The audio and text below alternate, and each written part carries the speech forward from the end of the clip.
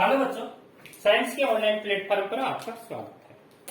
अपना lesson number 1 चल रहा था विद्युत आवेश तथा क्षेत्र अर्थात इलेक्ट्रिक फील्ड एवं इलेक्ट्रिक चार्ज। इसके बारे में आवेश के बारे में अपने अध्ययन कर लिया था, इसकी प्रॉपर्टी एवं इसके गुण। आज अपना नेक्स्ट टॉपिक है कूलाम्ब का नियम। जो स्थिर आवेश होते हैं, स्थिर आवेशों के मध्य जो बल लगता है, उस बल को समझने के लिए एक वैज्ञानिक आए थे कूलाम्ब, और उसने उनके मध्य लगने वाले बल के बारे में नियम दिया था, इसलिए इसे कूलाम्ब का नियम कहते हैं। अब कूलाम्ब का नियम क्या है ये अपन समझते हैं। पर कोई दो स्थिर आवेश है, पहला स्थिर आवेश है Q1, दूसरा स्थिर आवेश है Q2। दोनों स्थिर आवेश है, उनके मध्य के बीच की दूरी है R। तो कूलाम्ब का नियम है, पहली बात तो आपको ये ध्यान रखना है, ये हमेशा दो स्थिर आवेश है, उन स्थिर आवेशों के मध्य ही कार्यरत होता है। दूसरी बात ये याद रखनी है, हमेशा दो आवेशों के मध्य कार्यरत होता है, अकेले आवेश के मध्य ये बल कार्यरत नहीं होता है। तो कूलाम्ब का नियम क्या है? ये इस नियम के अनुसार यदि कोई दो स्थिर आवेश है, उन दो स्थिर आवेशों के मध्य लगने वाला आकर्षण या प्रतिकर्षण बल दोनों आवेशों के गुणनफल के समानुपाती एवं बीच की दूरी के वर्ग के व्युत्क्रमानुपाती होता है। यह कूलाम्ब का नियम है। तो इस नियम को अपन लिख सकते हैं। इस नियम के अनुसार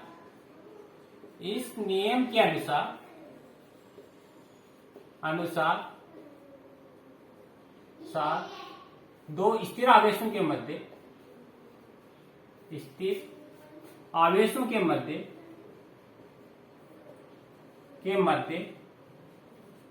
लगने वाला आकर्षण या प्रतिकर्षण, माने दोनों तरह का हो सकता है, आकर्षण या प्रतिकर्षण बल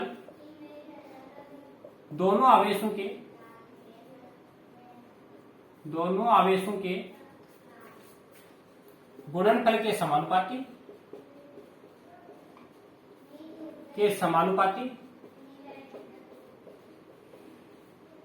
वह मध्य की दूरी के वर्ग के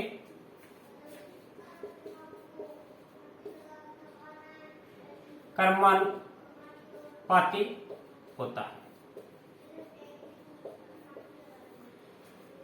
ये नियम क्या है? पहली बात तो ये ध्यान रखना, ये हमेशा स्थिर आवेश है, उन स्थिर आवेशों के लिए लागू होता है। दूसरा नियम है, इसमें दो आवेशों के लिए लागू होता है। तो इस नियम के अनुसार दो स्थिर आवेश है, उन दो स्थिर आवेशों के मध्य लगने वाला आकर्षण या प्रतिकर्षण बल दोनों आवेशों के गुणनफल के समानुपाती एवं बीच की दूरी के वर्ग के व्युत्क्रमानुपाती होता है।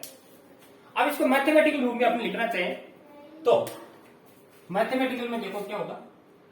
अगर दोनों आकर्षण प्रकृति के हैं तो इस साइड में होगा बल की डायरेक्शन। अब आकर्षण या प्रतिकर्षण कैसा हुआ यह आपको पहले बता चुके हैं। अगर दोनों आवेश समान प्रकृति के हैं, या तो धन या ऋण, तब इन दोनों आवेशों के मध्य हमेशा क्या होगा, आपका प्रतिकर्षण बल होगा। और अगर ए पॉजिटिव है दूसरा नेगेटिव है, विपरीत प्रकृति के आवेश हैं, तब इन दोनों आवेशों के मध्य हमेशा आकर्षण बल लगेगा। तो नियम क्या है, मतलब लगने वाला आकर्षण या प्रतिकर्षण बल दोनों आवेशों के गुणनफल मान Q1 Q2 के समानुपाती, बीच की दूरी क्या है R के इनवर्सली प्रोपोर्शनल दूरी के वर्ग के व्युत्क्रमानुपाती।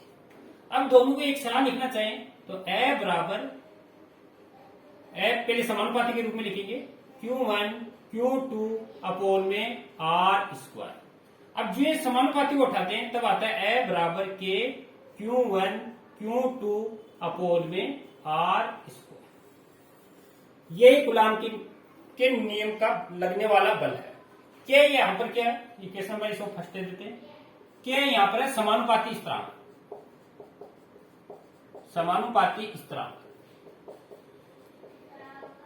और जिसकी जो वैल्यू होती है K बराबर 1 अपोन में 4 पाई एप्सिलॉन नॉट, ये इसकी वैल्यू होती है।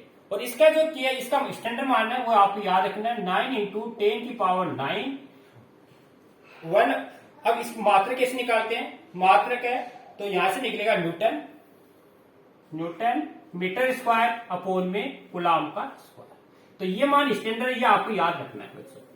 9 इंटू 10 की पावर 9, इस के की वैल्यू 1 मानी 1/4 पाई एप्सिलॉन की वैल्यू है। और ये एप्सिलॉन, इसको बोलते हैं एप्सिलॉन, एप्सिलॉन नोट, और हिंदी में बोलते हैं इसको निर्वात की विद्युतशीलता, परमिटिविटी। निर्वात का मतलब एयर या वायु, तो वायु में विद्युतशीलता होते हैं। और इसका मान जो स्टैंडर्ड, इसका मान होता है एप्सिलॉन नोट बराबर 8.85 मल्टीप्लाई 10 की पावर माइनस में 12। वो विमा है, इसकी उल्टी हो जाती है, इसकी उल्टी coulomb square upon newton metre square, ये इसका मान है। अब अपन को ये जो बल है, इस बल को अगर निर्वात में लिखना चाहे तो निर्वात में लगने वाला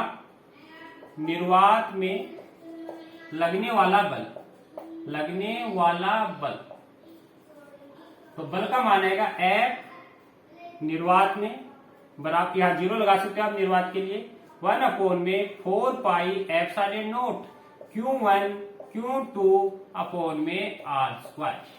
यह है निर्वात में लगने वाला इक्वेशन नंबर 2। अब इसी समीकरण को अगर आपको कोई माध्यम देते हैं, मान दोनों आवेश है किसी माध्यम में रखे हुए हैं, तो उस कंडीशन में लगने वाला बल क्या होगा? तो माध्यम में लगने वाला बल, तो माध्यम के लिए यहां पर m लगाएंगे, m का मतलब मीडियम, 1/4 पाई एप्सिलॉन, यहां पर ओनली एप्सिलॉन आता है, Q1 Q2 अपॉन में R²। ये क्या है? माध्यम में लगने वाला बल। और एप्सिलॉन है, इसको बोलते हैं माध्यम की विद्युतशीलता,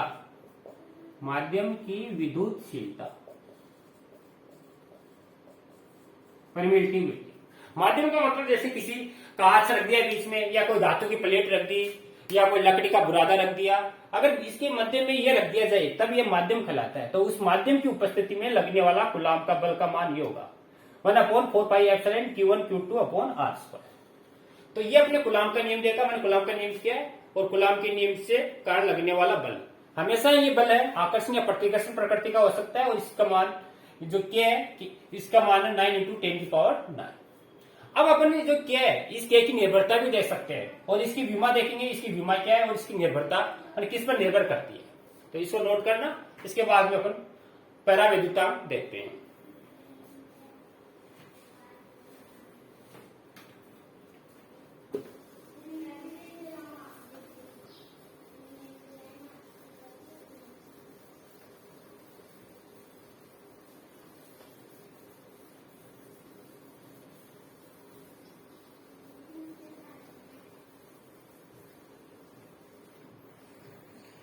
अब अभी आपने देखा के बराबर आया था, के बराबर था 1/4 पाई एप्सिलॉन नोट, और जिसकी वैल्यू आई थी 9 इंटू 10 की power 9 newton metre square upon में कूलम्ब का स्क्वायर।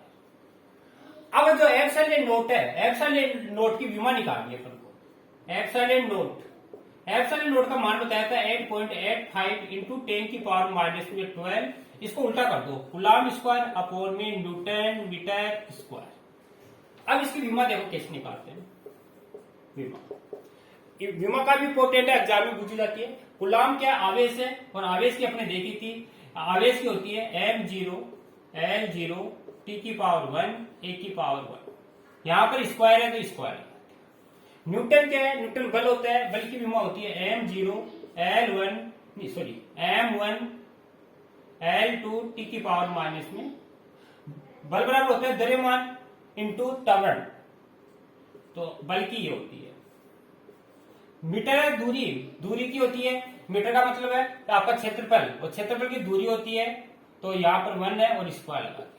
अब इसको नीचे वाली घात जो नीचे से ऊपर जाएगी माइनस की हो जाएगी।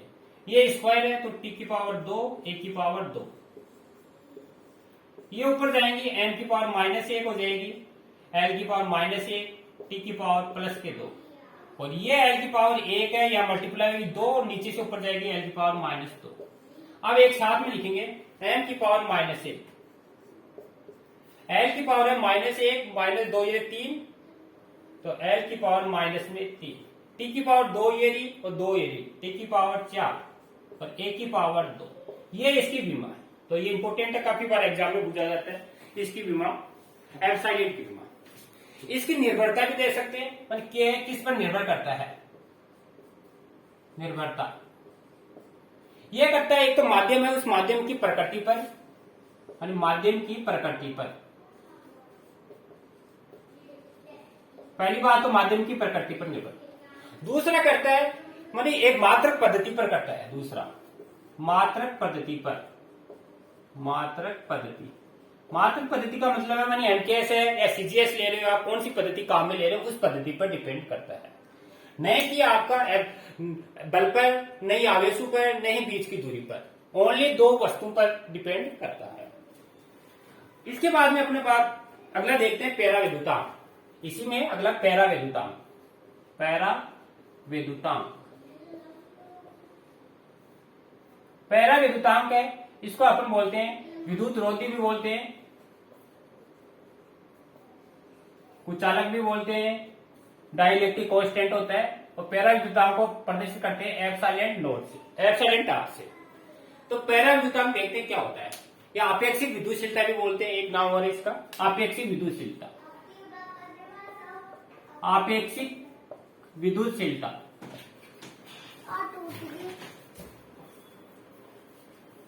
आपेक्षिक विद्युतशीलता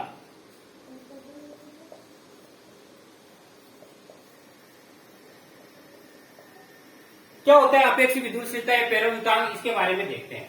इसको बोलते हैं कोई भी दो आवेश हैं, अभी आपने देखे दो आवेश थे, एक Q1 था, दूसरा Q2 था। तो आपेक्षिक विद्युतशीलता बोलते हैं दो आवेश थे, उन दो आवेशों के मध्य, जैसे ये एक आवेश था Q1 और दूसरा आवेश था Q2 और ये बीच की दूरी थी R।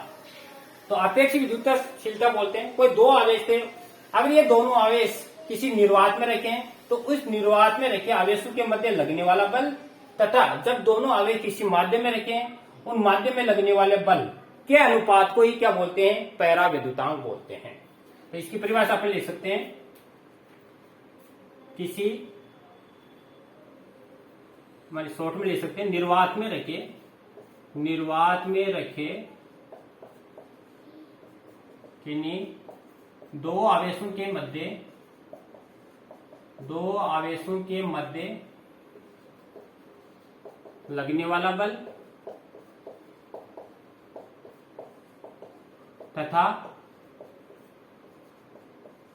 तथा माध्यम में लगने वाला बल के अनुपात को आपेक्षिक विद्युतशीलता कहते हैं। ये इसकी परिभाषा है। अगर ये दोनों आवेश किसी माध्यम में रख रखे हैं तो उस कंडीशन में लगने वाला बल, तथा अगर ये किसी निर्वात में रख रखे हैं उस कंडीशन में लगने वाले बल, उन दोनों के अनुपात को आपेक्षिक विद्युतशीलता कहते हैं। तो आपेक्षिक विद्युतशीलता होगी एप्सिलॉन आर बराबर निर्वात में दोनों आवेशों के मध्य लगने वाला बल एफ नोट तथा माध्यम में लगने वाला बल एफ एम। ये इसका फॉर्मूला है। तो इस फॉर्मूले के द्वारा आप एप्सिलॉन आर की वैल्यू निकाल सकते हैं। अब अभी आपने एफ जीरो की वैल्यू निकाली थी 1/4 pi epsilon naught Q1 Q2 upon में R square upon 1/4 pi epsilon naught, ये एप्सिलॉन था, Q1 Q2 अपॉन में आर स्क्वायर। इससे पूरा कैंसिल हो गया, 4 पाई से 4 पाई, और ये एप्सिलॉन है ये नीचे से ऊपर चला जाएगा। तो एप्सिलॉन आर बराबर एप्सिलॉन अपॉन में एप्सिलॉन नोट, या इसमें संबंध है एप्सिलॉन बराबर एप्सिलॉन नोट और एप्सिलॉन आर, ये इसमें आपस में संबंध है। तो ये भी इंपॉर्टेंट है, हर बार एग्जाम में आता है। इसके बाद में बच्चों को देखते हैं, इस पर आधारित कुछ प्रॉब्लम देखते हैं।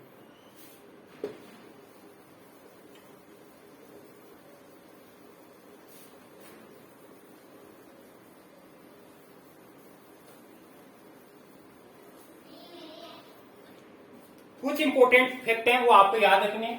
निर्वात या वायु में एप्सिलॉन आर है, इसका मान हमेशा 1 होता है, ये आपको याद रखना है। निर्वात के लिए एप्सिलॉन आर का मान 1 होता है। दूसरा, जो धातु होती हैं, धातु या सुचालक है, इनके लिए जो एप्सिलॉन आर है, इसका मान हमेशा इनफिनिट होता है, अनंत होता है। ये भी इंपॉर्टेंट है, याद रखना।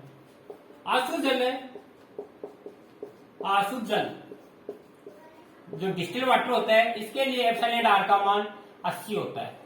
तो ये 3 बातें ये आपको इंपॉर्टेंट है, याद रखनी है, न्यूमेरिकल क्वेश्चन में काम आएंगे। अब इस पर आधारित आपको एक क्वेश्चन देते हैं, आंसर बताना है। जैसे कोई 2 स्थिर आवेश है और उन 2 स्थिर आवेशों के मध्य कोई एक धातु की प्लेट रख दी जाती है, तो लगने वाला बल का मान ज्ञात करो। जब 2 स्थिर आवेशों के मध्य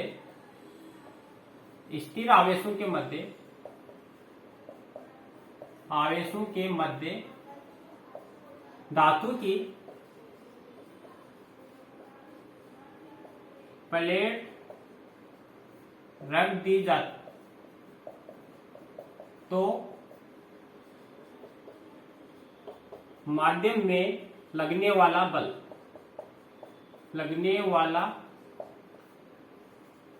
बल ज्ञात करो।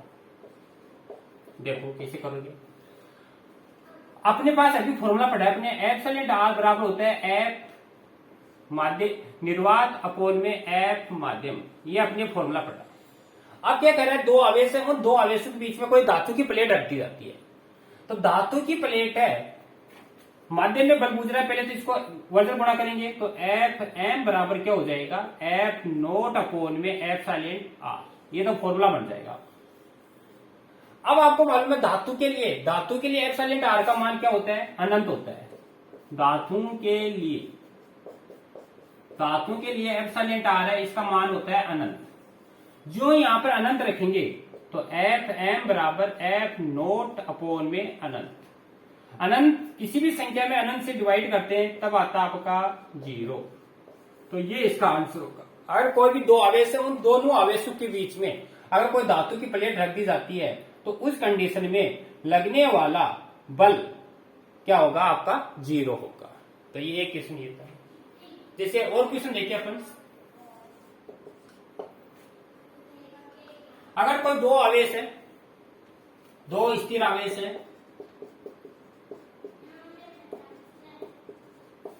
है, उनके मध्य की दूरी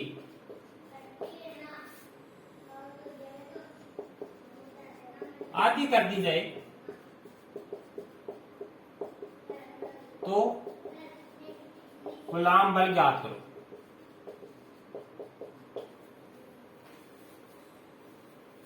अगर कोई 2 स्थिर आवेश दे रखे हैं, उनके बीच की दूरी को आधी कर दी जाए, तो लगने वाला कूलाम बल ज्ञात करना। जिसे अपने आप देखा था थोड़ी देर पहले, कूलाम बल होता है ए बराबर Q1 Q2 अपोन में R स्क्वायर। अब दूसरी कंडीशन में क्या करें, दूरी को घटा के आधी कर दिया, यानी R बराबर R अपोन में 2, ये कर दिया। तो नया बल क्या हो जाएगा, F डैश बराबर इस R की जगह R/2 करना, यानी K Q1 Q2 अपोन में R/2 का स्क्वायर करेंगे तो 4 हो जाएगा, 4 ऊपर चला जाएगा, F डैश बराबर 4 K Q1 Q2 अपोन में R स्क्वायर। अब ये जो वैल्यू है, ये अपने पास क्या F है, तो इसकी जगह लिखेंगे F डैश बराबर 4F। अर्थात जब दूरी आधी कर दी जाती है, तो लगने वाला बल है पहले बल की तुलना में 4 गुना अधिक होगा। तो ये बच्चों आज अपने कूलाम का नियम क्या है, इस कूलाम के नियम के बारे में अध्ययन किया और इससे आधारित कुछ प्रॉब्लम सोल्व की है। अब इससे संबंधित जो भी प्रॉब्लम आपकी बुक में, उसको आप नोटबुक में सोल्व करना, और प्रॉब्लम हो तो अगले वीडियो में अपन सोल्यूशन करेंगे। थैंक यू बच्चों।